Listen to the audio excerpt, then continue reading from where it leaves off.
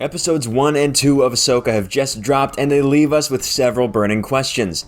What is Baylan's plan? Is Sabine Force sensitive? And what is Marrok's deal? I will address all of these and more in this video. We open, as all the promo material did, in space as Baylan's shuttle approaches a New Republic ship. Right off the bat, we know that this ship's destination was a rendezvous point with Home 1, the former Rebel flagship, which now presumably serves the same purpose for the New Republic.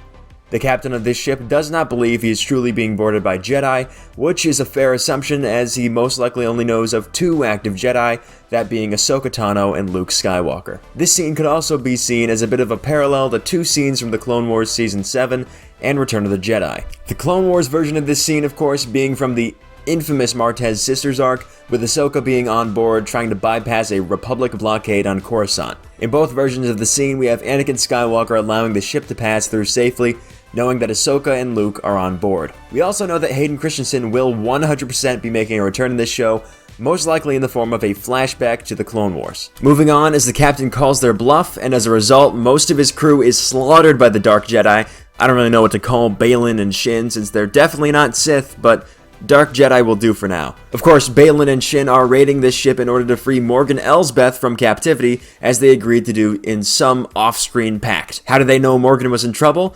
It's probably likely that following her appearance in Mando Season 2, she just triggered some kind of distress signal on her person that alerted Baylan to her capture. After that bloodbath, we finally meet up with Ahsoka Tano, who we find exploring some ruins, which we later learn were built by the Nightsisters of Dathomir. Ahsoka solves the cool temple puzzle and pulls from the sand in a very cool display of practical props a golden orb which she must ponder. According to Ahsoka, this orb contains a map, which is the key to finding Grand Admiral Thrawn and possibly Ezra Bridger after their little fun voyage at the end of the Battle of Lothal. This map, we later learn, doesn't just lead to the unknown regions of the galaxy, but to a whole new galaxy entirely, which can only be accessed from a very specific hyperspace lane that begins over Cetos, this new world that we are being introduced to for the first time here, and also Lothal, I would assume. In fact, seeing as Ezra and Thrawn presumably made it to this new galaxy from over Lothal makes me think there has to be multiple hyperspace lanes that lead to this new galaxy, like the one over Lothal, but the one that was most easily accessible to the Dark Jedi, and possibly the only one that's been mapped out, is the one over Cetos. The possibility of multiple hyperspace lanes suggests that Ahsoka and Sabine losing the map at the end of this episode may not be as big a deal as it's made out to be, as there may just be multiple maps made for multiple different hyperspace lanes, including a possible one over Dathomir. If you don't know, Dathomir is home to notable characters such as Darth Maul, Savage Opress, and Asajj Ventress. Ventress is a former member of the Order of Dathomirian Witches called the Nightsisters, who Morgan Elsbeth claims to be descended from here. This was a little surprising for me, as up until now, we've just assumed she was just a human. But now, it seems like she must be at least part Zabrak, which I think is the first confirmation in canon we have that Zabraks can procreate with other species, including humans. Do with that what you will, Darth Maul fans. When Ahsoka has secured the orb, she speaks into her comm in an attempt to signal Huyang, the droid from the Clone Wars who aided all Jedi younglings in constructing their lightsabers. We don't really know what he's been up to since the end of the Clone Wars, so it's possible he's just been in hiding all this time, waiting for a Jedi to come pick him up, and Ahsoka just happened to be the first one to get to him. As Ahsoka ascends from the crypt, she is met with 5 HK series assassin droids. HK stands for Hunter Killer, and the primary target of these droids for said hunting and killing in their heyday were Jedi. And their heyday was long ago, with HKs first being introduced in the game Knights of the Old Republic, which takes place thousands of years before Phantom Menace. They were primarily used by Sith to hunt Jedi and train their apprentices in hunting Jedi, so it's no surprise they were deployed to intercept Ahsoka. What is a surprise is that these droids are still functional. Coming from the time of the Old Republic has to take some kind of toll, which might be how Ahsoka dispatched them so easily. What I'm curious to know is how Baylan or Morgan got their hands on so many of these droids.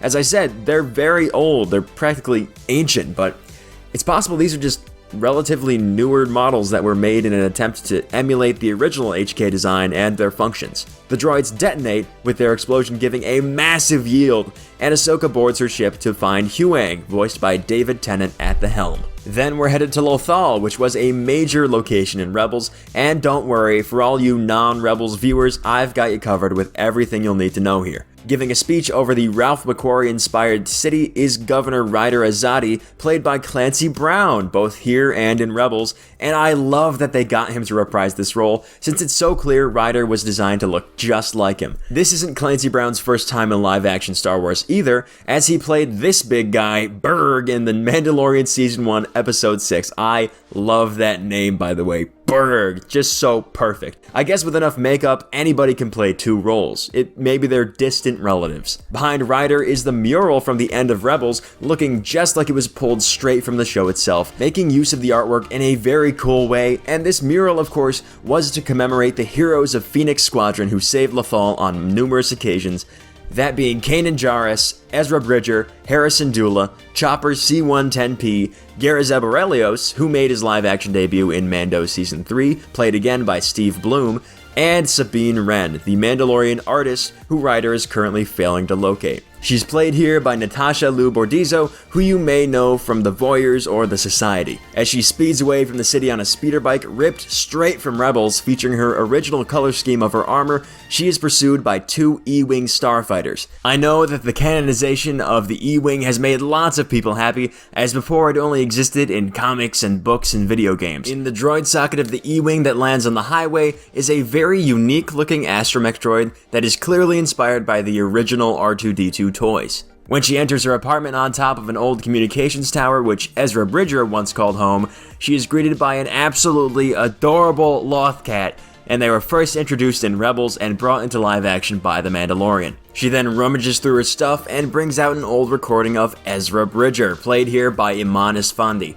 Quick side note, Esfandi's name appears in the end credits sequence alongside the rest of the recurring cast, so we can take this as confirmation that he will be more than just a hologram in this show. We are really getting Ezra back.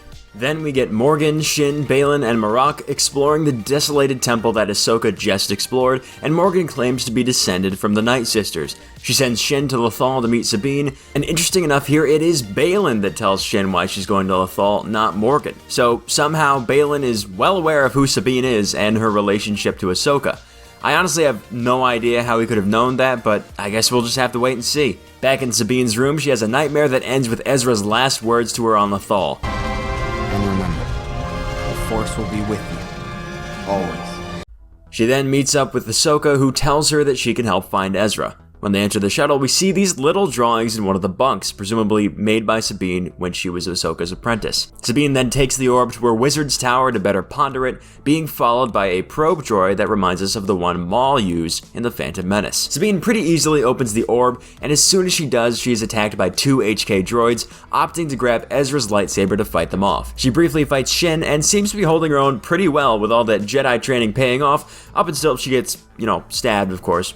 Qui-Gon Jinn, spinning in his grave since 1999. Sabine wakes up in a hospital bed with a fresh flesh cork in her side. Baylan and Shin arrive at Cetos, seeing Purgles in the sky and placing the orb into its socket. Ahsoka goes to Sabine's tower and takes out the remaining HK droid, which was probably just hiding there since it was abandoned completely by Shin. Sabine hacks into the droid's head, calling back its detonation feature that all assassin droids seem to have, and learning that the droid was deployed from Corellia, the homeworld of Han Solo.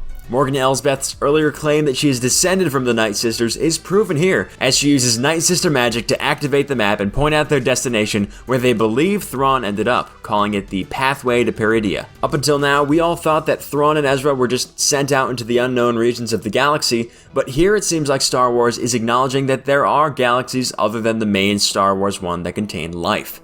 This was supposedly meant to be explored more in Skeleton Crew, but whether that show exists still is unknown to us at this time. When Shin asks Baylan what will happen to them when Thrawn returns, he simply says power. A very non-specific, non-helpful answer, Baylan. Yeah, I'm wondering what Baylan wants with Thrawn, as it's clear he has some skin in the game beyond just being a hired gun. Why does Baylan need Thrawn? It seems like all Thrawn has out there is one Star Destroyer worth of stormtroopers and a dream, so why is he needed so badly? It's possible that Baylan seeks Thrawn's mind and tactical genius for use in galactic conquest. Thanks to Mando Season 3, we already know that an Imperial Shadow Council exists that eagerly awaits Thrawn's return, hoping he can help them to reform the Empire. I would guess that Baylan is semi-aware of this council, and he kinda wants to get to Thrawn before they can. It's my theory that Baylan believes if he can persuade Thrawn to work under him, then Thrawn can convince the Shadow Council and all other Imperial remnants to form together as one, and to create a new empire with Baylan as its emperor. That may seem a little bit far-fetched at first, but it seems to be the best logical theory we've got. As to the character of Baylan, we don't really know too much about him besides the fact that he was once a Jedi. Given his apparent age, he was probably in his 40s at the time of Order 66, twice Anakin's age. However, I believe that Baylan may have left the Order prior to Order 66. He seems very certain that he's not a Jedi, and the other prominent Force wielder of this time period is Ahsoka, with one of her most well-known lines being, "I'm no Jedi." For both of them to be so certain of their separation from the Order, it stands to reason Baylan left just before the Purge, just as Ahsoka did. Given how he speaks of Anakin, he is clearly familiar with the war stories told of him within the Order, suggesting he did leave sometime during the Clone Wars, just as Ahsoka did. This might become a bonding point for the two ex-Jedi, as while Baylan and Ahsoka face off, it's possible he might try to convert her to his cause, possibly of creating a new empire. As for Shin Hati, we know even less. She was taken as Baylan's apprentice and most likely built her own lightsaber under his guidance, but that's all we really know. It's possible she's not a very powerful Force user, as an out-of-practice Sabine managed to go toe-to-toe with her. Of course, she ends up getting stabbed, but that's besides the point. Shin does seem to have been with Baylan for quite a while, probably throughout the whole stretch of the Galactic Civil War, but just what have they been doing all that time? Have they just been hiding out, evading those who were searching for Baylan? And was the Emperor aware of Baylan's survival? I don't really think so, given the Emperor is confident Luke is the last Jedi, having heard reports that Kanan and Ezra died, and hearing from Vader that Kenobi died. So if the Emperor didn't know that Baylan lived, that'd make his life a whole lot easier, and make it easier to train his apprentice and work jobs in peace. This could also offer a bit of an explanation as to where Shin's lightsaber came from. If she constructed it herself, she would have had to go to Ilum to find her own Kyber crystal, evading the Imperial forces on the planet. It's made a lot easier if nobody thinks that there's a chance a Jedi could be guiding her. It is also possible that Baylan and Shin made an alliance with the Empire, ensuring their survival in exchange for their services. They were definitely at least associated with Morgan, probably during the Imperial era. And here we see just what the SSD hyperdrive is going to be used for, in the form of a massive hyperspace ring, just like the smaller ones used to dock with smaller engine starfighters that were too small to contain a hyperdrive, such as the Delta 7 and Eta 2 starfighters used by the Jedi. This absolutely massive ring can be apparently piloted on its own, as suggested by the bridge it has, but its grander purpose once it makes it to the other galaxy is most likely to dock with a much larger ship, probably the Chimera, Thrawn's own personal ISD, and bring it back to the main galaxy, returning Thrawn and beginning a new age. A question bugging many fans is whether or not Sabine is Force sensitive, and I have to say, after this, it seems pretty clear that she's not. If she was really training with Ahsoka all those years ago, Ahsoka definitely would have been able to sense her connection to the Force easily, so I don't think there's any possibility of Sabine becoming a fully fledged Jedi, Force sensitivity and all. Now, something else that stood out to me in the beginning of these episodes is the opening helmet Star Wars animation. If you're unaware, the main convention of the opening is that when it shows a helmet of a good guy, it gives a flash of blue, and for a bad guy, a flash of red. This color coding is how people figured out that Moff Gideon would be returning in Mando Season 3, and that he would have his own suit of Beskar armor, which of course turned out to be true. The reason I bring this up is because in Ahsoka's opening, there's a flash of blue over the helmet of Marrok, our mystery Inquisitor, suggesting that things are not as they seem, and he may actually be a good guy. I personally think this could be a very cool direction to take. Before this, the thought hadn't even crossed my mind that Marrok might not really be all that bad. This revelation might cause some people to believe that Marrok is Ezra, and while it definitely does raise the likelihood of that for me, I'm going to remain in the camp that it's somebody else, possibly the Eighth Brother. Although, in his Rebels appearance, the Eighth Brother seemed like the kind of person who just loved to talk. Yet, we have yet to hear a single peep from Marrok. Either his fall on Malachor injured him so bad he can no longer speak, or it's somebody else just keeping quiet. My main rebuttal for the theory that Marrok might be Ezra remains that if Ezra were really working with Thrawn, what is he doing back in our galaxy? It stands to reason that if he got back, Thrawn would have come back as well, so I reckon that Ezra remains stranded out there. Overall, these first two episodes were incredibly good, and they definitely raised my hopes and expectations for the show a lot. If you want to see a full in-depth analysis and theory video on the Ahsoka end credits sequence, please leave a comment letting me know. I would really like to break that down, but only if there's interest. Thank you very much for watching. Subscribe for more Ahsoka breakdowns and theories, and I will see you next time. Bye-bye.